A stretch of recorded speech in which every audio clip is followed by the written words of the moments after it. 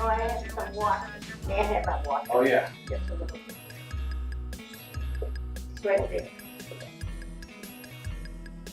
Thank you very much. The best I can do. The best I can do. The best I can do. The best I can do. The best I can do.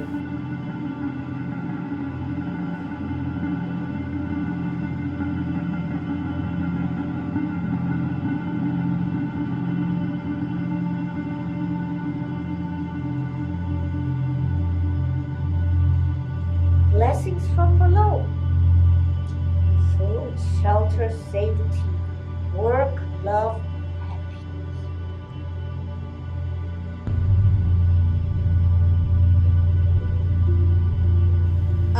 gan-wei, OOCIDJ. This is something else. Iguana. At one time had a pair of gay neighbors, and they had an iguana.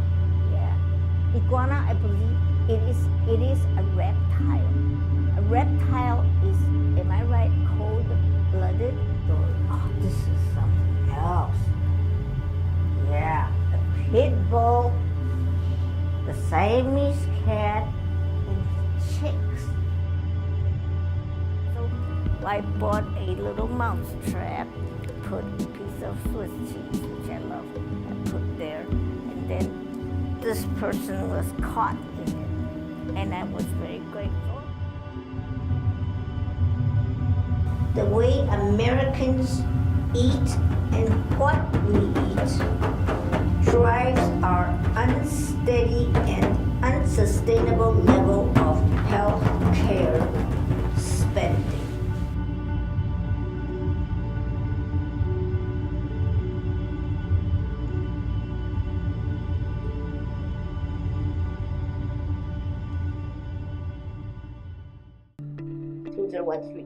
And you all do remember about 2013, don't you? That 2013 is divisible by 11, which is the number for peace. Have you got peace? The title is Have You Got Peace? Have you got peace? We're talking about P-A-C-E, peace. Okay, repeat it. Have you got peace? We have got. Oh, have we got? We have four things here. A, blessings from above. Food, shelter, safety, work, love, happiness.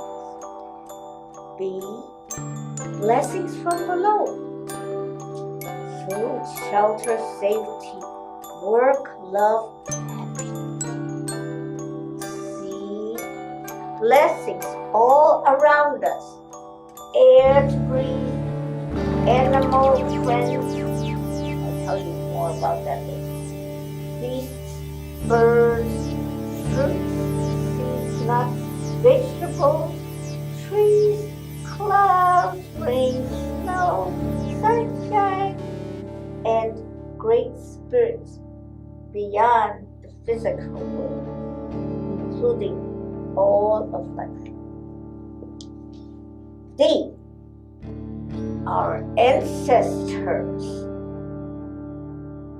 blessing us always, reminding us to think, love, work, praise, and enjoy life as best we possibly can. That's our duty. Above all, spread peace.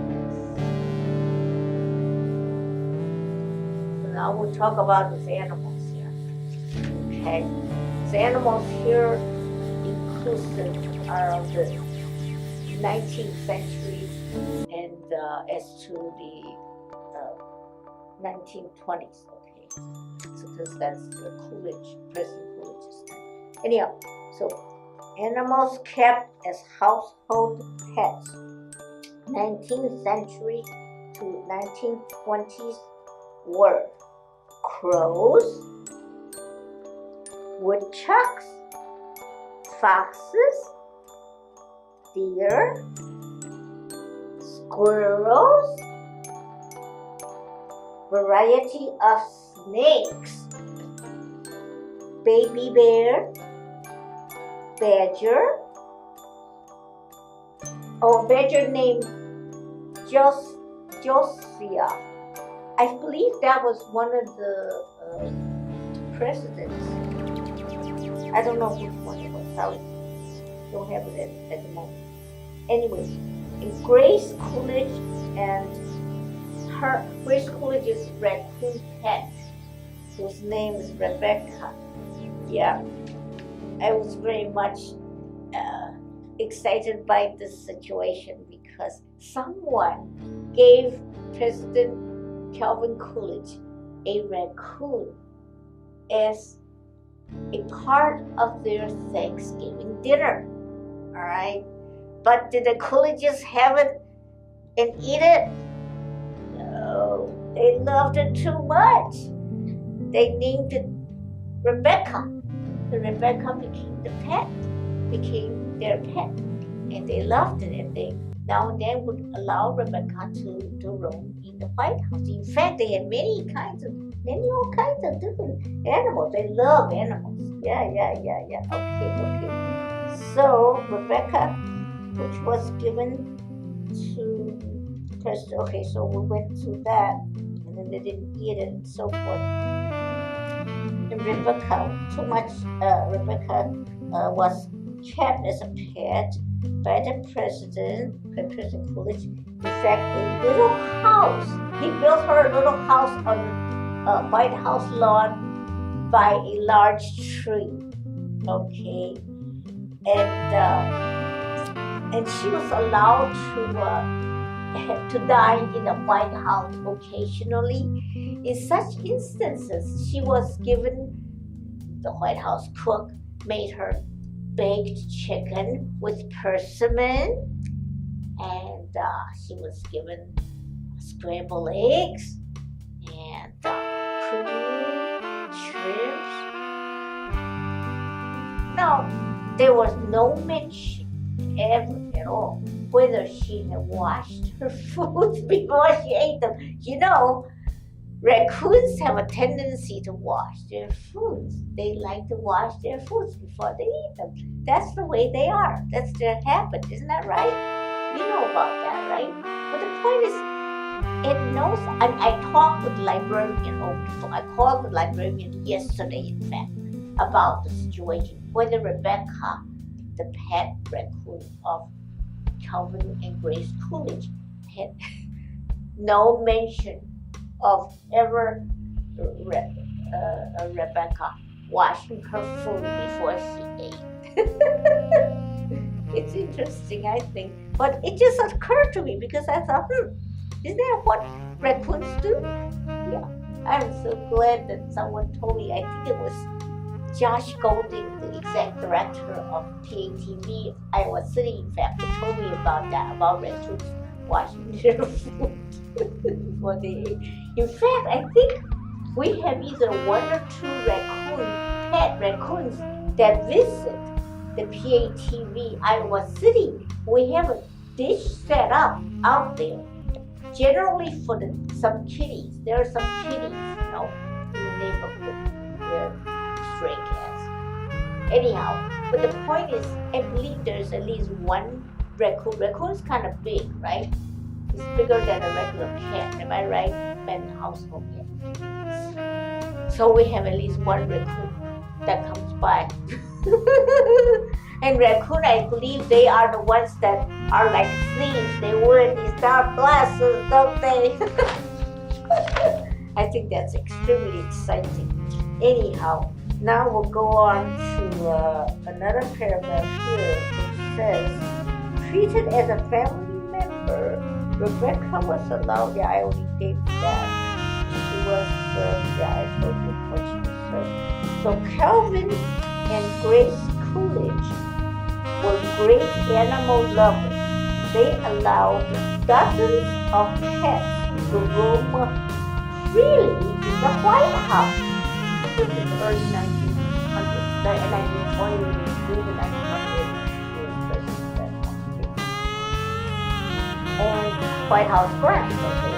In addition to 10 dogs, 3 cats, dozens of exotic birds and wildlife, including 13 Peking ducks, 2 African lion cubs, named tax reduction and budget deficit. Okay, a donkey, goose, canaries, a wombat. I don't even know what a wombat is. I've never seen it. And an Australian wallaby, which must have a pocket. Wallaby has a pocket. They call it a big hallway. They jump around, hop around. Kangaroo. Wallabies are smaller, but they're like kangaroos in the pocket. I think. There was the rambunctious raccoon, Rebecca. No mention of Rebecca ever washing her food before she ate. That's my thing. And no library. They never saw anything in the record. Yep. Perhaps it is something unseen for the White House cat, you know. Am I right? I bet that's better. This one is kind of a special thing. This is a little political. I hope you will do this. It's very simple. It just says, I wrote this on Sunday to Jason Smith and from me, and I wrote it same type of series. Okay, so what this is about, the subject is, there are 4 parts of the subject. The first part is for Jason, because he's doing the program for me today. And that's Animals in the White House, President Coolidge, 1923 to 1928. So he's supposed to give me all of that stuff and put it as background for my program, okay? So you'll see to that.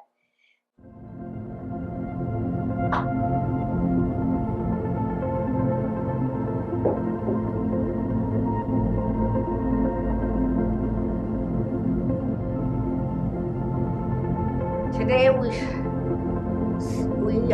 have the title Anti-Cancer 3 for OOCIDJ, and we'll talk about Table 6 and Table 7 from the book Anti-Cancer, A New Way of Life, written by David Servan-Schreiber, who's originally from Paris, who was educated in Pittsburgh, USA, became a psychiatrist there, and while he was resident there in Pittsburgh, he discovered he had cancer of the brain.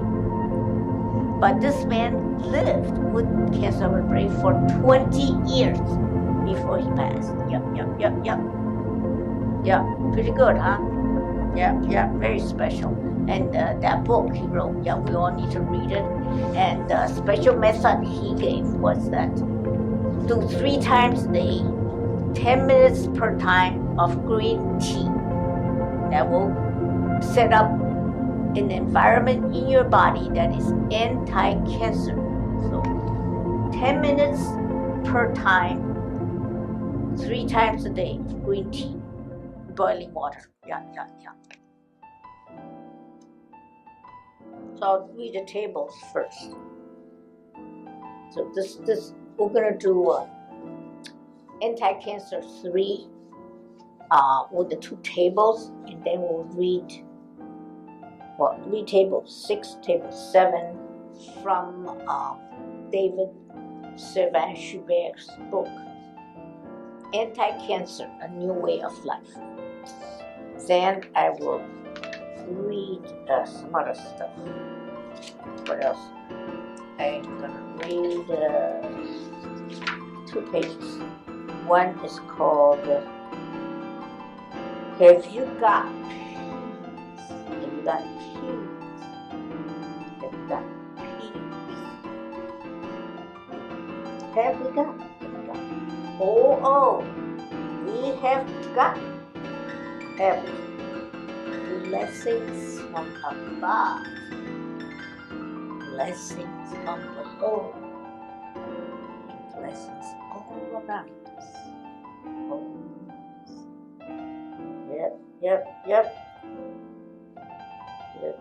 Yep.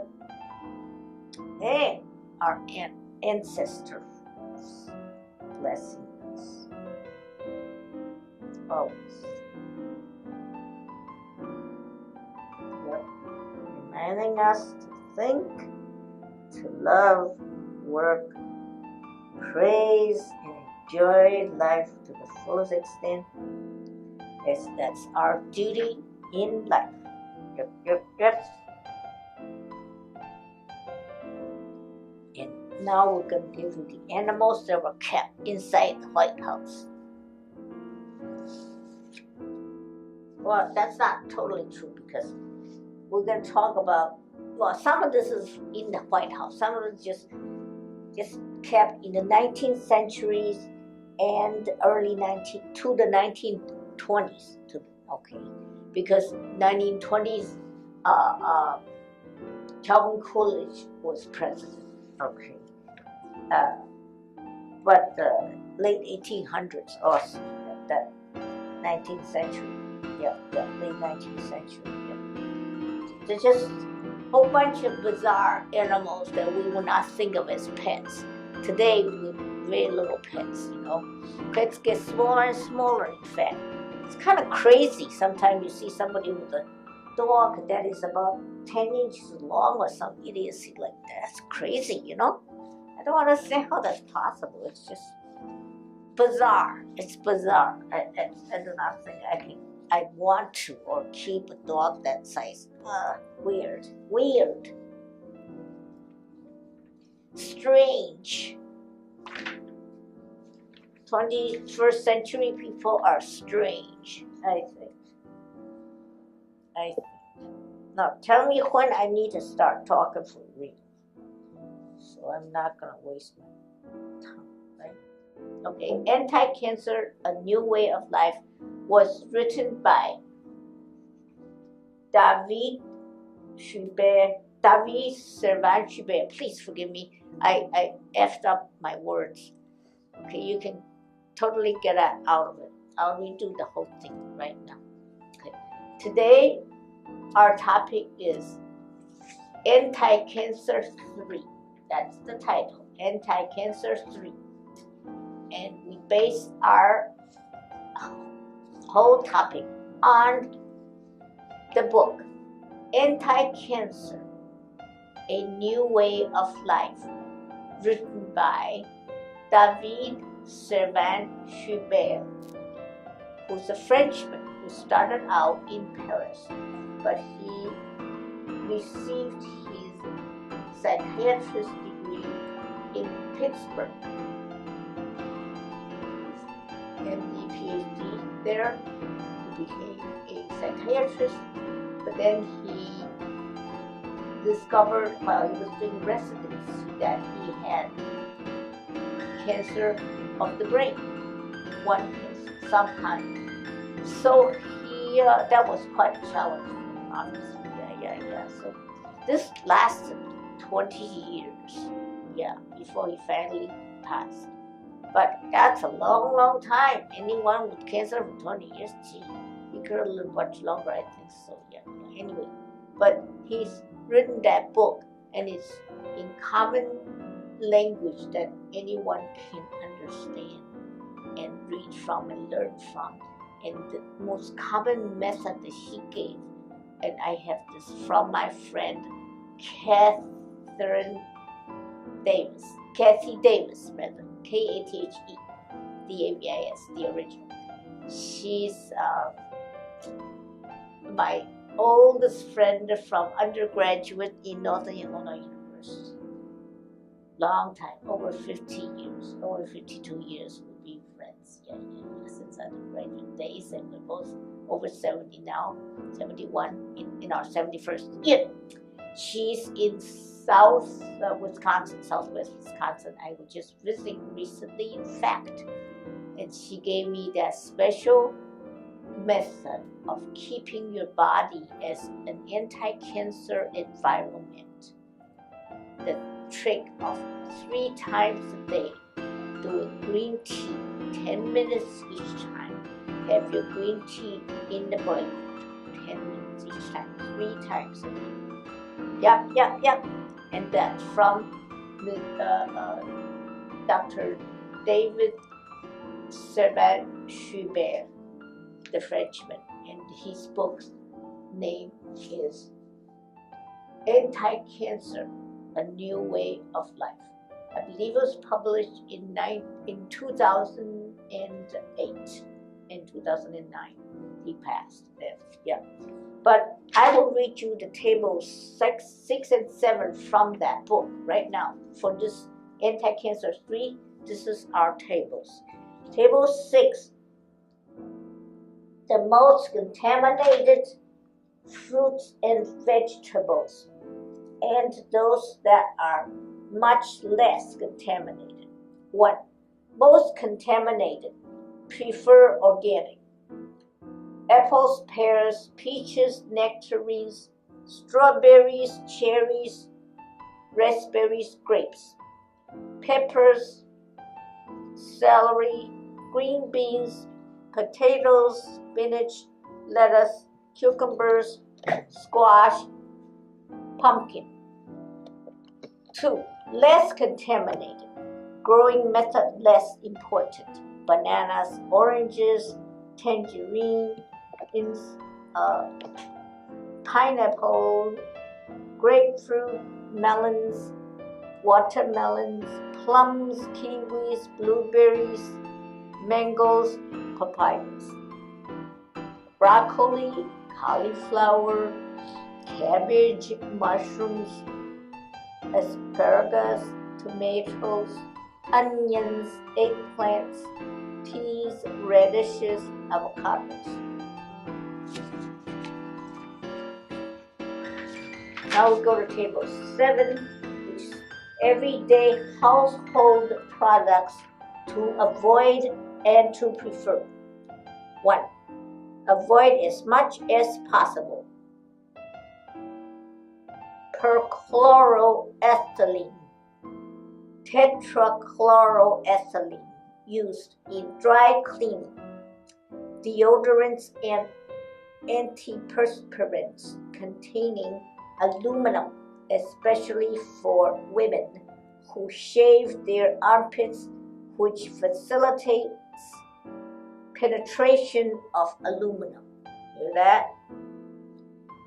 Cosmetics, shampoos, lotions, gels, hair dyes, nail polish, sunscreen containing estrogens or placental products, common in hair products for afro hairstyles, or with parabens or phthalates to avoid include BBP and DEHP. Parabens to avoid include methylparaben, polyparaben, butylparaben. Perfumes containing phthalates, nearly all of them do. Chemical household pesticides and insecticides. Heating foods or liquids, coffee, tea, baby formula in plastic containers made with PVCs, which are liberated into the food when heated. Polystyrene or styrofoam, very, very dangerous. All of that stuff, be careful, don't use them. Preparing food in scratched Teflon pans, that's bad too. Common cleaning products such as liquid detergents, disinfectants, toilet bowl sanitizers with alkophenols, non-oxidol, cotoxinol, nonylphenol, octophenol, etc. So sorry, I do not know how to do this. Excessive exposure to electromagnetic fields of cell phones. Careful, we're using cell phones. 2. Alternatives. All out dry cleaned garments. Oh, I'm sorry, air out. Air out dry cleaned garments in fresh air for several hours before wearing or employ wet cleaning liquid, carbon dioxide, or silicone. Use natural deodorants without aluminum. Use natural and organic products free of parabens, phthalates, and estrogens. Many organic cosmetics are free of parabens and phthalates. Some companies, such as Body Shop or Aveda, make products without phthalates. Wear no perfumes or wear only toilet water which contains fewer phthalates.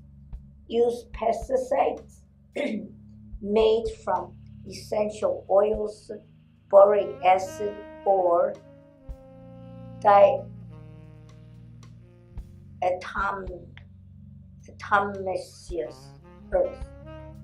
Sorry, I do not know quite how to say that. Use glass or ceramic containers, including when using a microwave oven. Flawless Teflon or else non-Teflon pans such as stainless steel, 18, 10-inch. Use green or European eco-label products